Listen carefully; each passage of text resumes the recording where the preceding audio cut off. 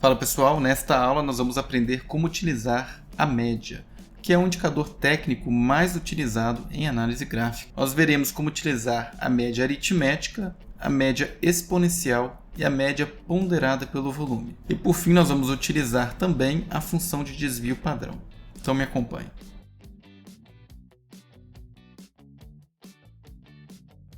A primeira média que veremos é a média aritmética, que é a média mais simples. Se nós viermos aqui na lista de funções e digitarmos média, nós teremos aqui algumas opções encontradas. Entre elas, do grupo usuário, nós temos a função média, que calcula a média aritmética, fornecendo dois parâmetros.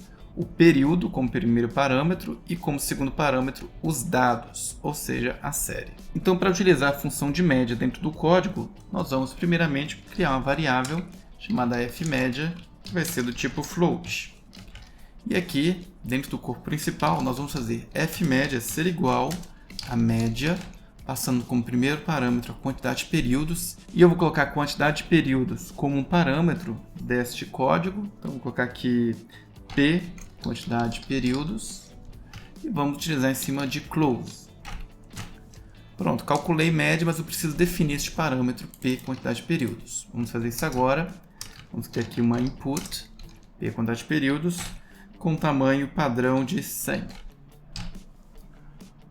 Ok, eu tenho a fmédia e agora eu vou plotar fmédia. Vou colocar aqui no modo misto, vou executar o código. E nós temos aqui a média de 100 períodos num gráfico Petro 4, 15 minutos. Uma pergunta muito frequente é como deslocar uma média dentro de um gráfico. E isso é muito simples, nós já vimos isso. Basta indexar a média. Então aqui eu estou plotando a média no momento em que é calculada. Se eu quiser pegar a média deslocada, eu posso indexar aqui e colocar 1. Ou seja, no momento atual, eu vou pegar o valor anterior da média. É como se eu estivesse deslocando a média para a direita.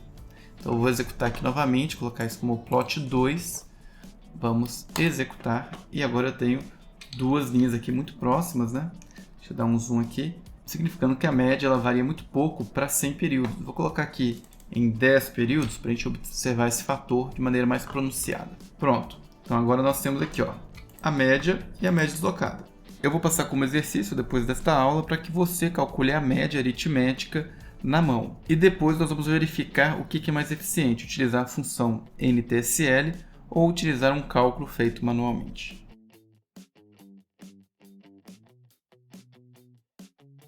Vamos agora ver como utilizar a média exponencial, que é uma outra função. Então vamos procurar aqui nas funções, já está aqui média exp, que é a função que retorna a média exponencial. Basta fornecer um período e em seguida os dados. Então nós vamos colocar aqui média exponencial, quantidade de períodos 10, fechamento close. Então eu vou deletar aqui o plot 2, nós vamos plotar a média exponencial. Talvez um exercício aqui interessante seja a gente manter também aqui a média aritmética. Então vou colocar aqui duas variáveis, fmédia exponencial. Vamos dar um nome para este valor aqui de fmédia exponencial. E fmédia eu vou dar o valor de média, passando a quantidade de períodos, P, quantidade de períodos, close. Então nós temos agora o primeiro plot com a média aritmética. E o segundo plot com a média exponencial. Vamos agora mudar a cor para a gente poder identificar melhor, né? Set plot color. Então, a primeira eu vou colocar em vermelho. A exponencial eu vou colocar em amarelo. E vou executar aqui para a gente poder ver a diferença dos dois cálculos. Então, em vermelho eu tenho a média aritmética. Em amarelo, a média exponencial. O que acontece com a média exponencial? Só explicando aqui um pouco, o objetivo não é falar sobre indicadores, mas sim de programação, mas vou aqui discursar brevemente. A média exponencial ela é mais sensível aos movimentos recentes de preço, porque você dá mais peso às amostras que estão mais recentes do que as amostras que estão mais no passado. A média aritmética você atribui o mesmo peso para todas as amostras no período ali da janela. Ou seja, se você tem uma média aritmética de 100 períodos, todos os períodos, cada barra das últimas 100 barras terá o mesmo peso. Se você tiver uma média exponencial, dependendo do peso que se utiliza, nós teremos mais peso às amostras mais recentes. E a fórmula de cálculo da média exponencial, ela é dada lá no site da Nelogica. Eu vou copiar o link, vou passar para você como exercício, para você poder implementar na mão a média exponencial e comparar com o cálculo que é feito aqui por meio da função.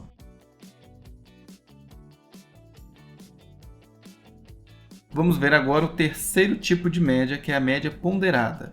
E geralmente a ponderação é feita por volume. Muito embora, se você souber fazer o cálculo de ponderação de média, você pode ponderar por qualquer outra variável. Vou digitar aqui em funções VWMA, que significa Volume Weighted Moving Average.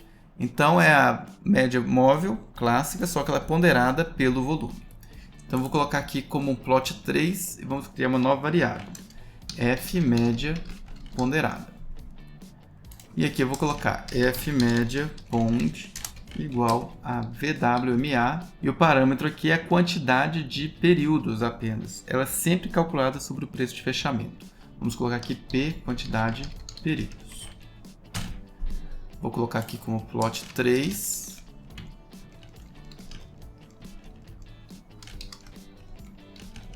E vamos colocar a cor dela em azul.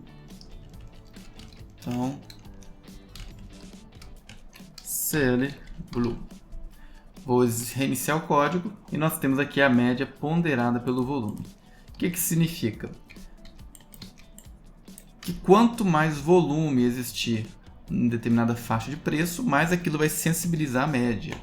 Ou seja, enquanto a média exponencial aqui, que é a amarelinha, né, ela reagiu mais rapidamente do que a média aritmética, a média ponderada pelo volume reagiu ainda mais rápido, ou seja, esta barra aqui teve um volume maior e por isso elevou aqui a média de maneira mais rápida. Eu falei aqui de 3 tipos de média, eu vou deixar para falar sobre a VWAP, que também é uma média muito utilizada como indicador numa próxima aula. Agora vamos ver sobre a função de desvio padrão.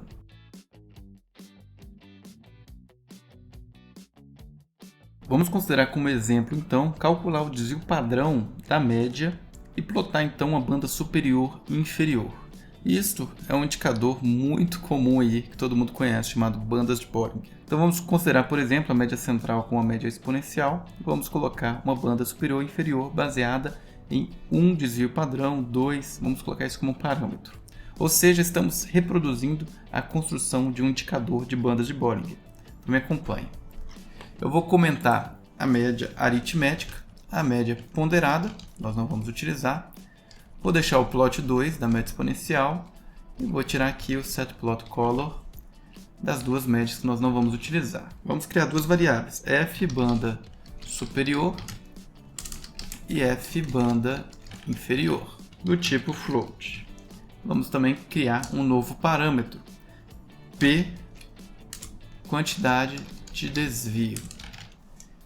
Vamos colocar aqui inicialmente como 2. Vamos colocar a quantidade de períodos aqui como 100. Então agora bastaria a gente calcular a banda superior e inferior baseada no desvio padrão da média. Então eu preciso chamar uma função para calcular o desvio padrão. E esta função se chama stddevs. Então antes de criar aqui eu vou até colocar uma nova variável que vai ser f desvio padrão, que também vai ser um float. E vamos colocar aqui f desvio padrão vai ser igual a stddevs, passando como parâmetro f média exponencial com a quantidade de períodos do parâmetro, p quantidade de períodos.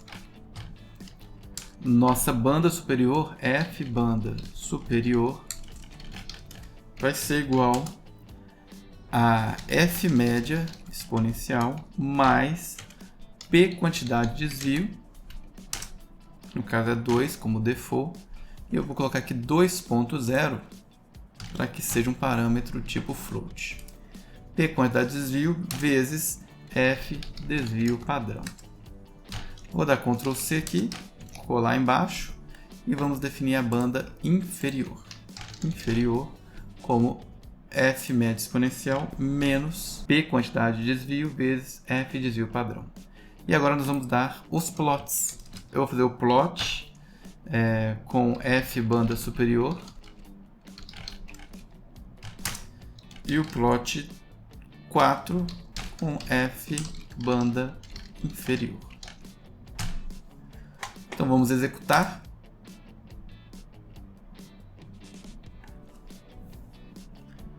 E note que um simples comando de desvio padrão acaba sobrecarregando bastante aqui a estratégia. Eu vou colocar no mesmo gráfico. E nós temos aqui a nossa banda de Bollinger. Então nós temos aqui uma média exponencial, aqui uma banda superior, que é a média exponencial mais 2 vezes o desvio padrão da média, e aqui embaixo a banda inferior. O objetivo aqui era apenas demonstrar como utilizar a função de desvio padrão, e que é uma função que acaba sobrecarregando muito as estratégias. Eu vou passar então alguns exercícios para esta aula. Alguns vão exigir um pouco mais de tempo para que você chegue numa solução. Por exemplo, calcular uma média, estando no gráfico de 1 minuto, calcular a média de 5 minutos. Infelizmente, esse é o tipo de funcionalidade que a NTSL ainda não fornece. Você não tem como chamar a função de média passando como parâmetro um tempo gráfico, para retornar ali a média de 5 minutos e plotar no gráfico de 1 minuto da sua estratégia. Isso você não tem como fazer. Mas estando no gráfico de 1 minuto, você consegue amostrar os valores de fechamento a cada 5 minutos e calcular a média. Isso é possível. Isso é um bom exercício para se fazer, porque isso acaba exigindo a gente ter um raciocínio lógico, implementar um código para tentar resolver este problema. O que com certeza contribui para elaborar outras estratégias, outros códigos-fontes. Então dedique um pouco de tempo a tentar resolver esses exercícios. Se ficarem muito presos, utilizem o grupo exclusivo dos alunos para tentar trocar ideias e tentar chegar à solução com outras pessoas. Eu estarei lá no grupo, também poderei ajudar a resolver eventuais dúvidas e também nas sessões aí ao vivo, nas reuniões, para poder tirar dúvidas. Nos vemos na próxima aula e até!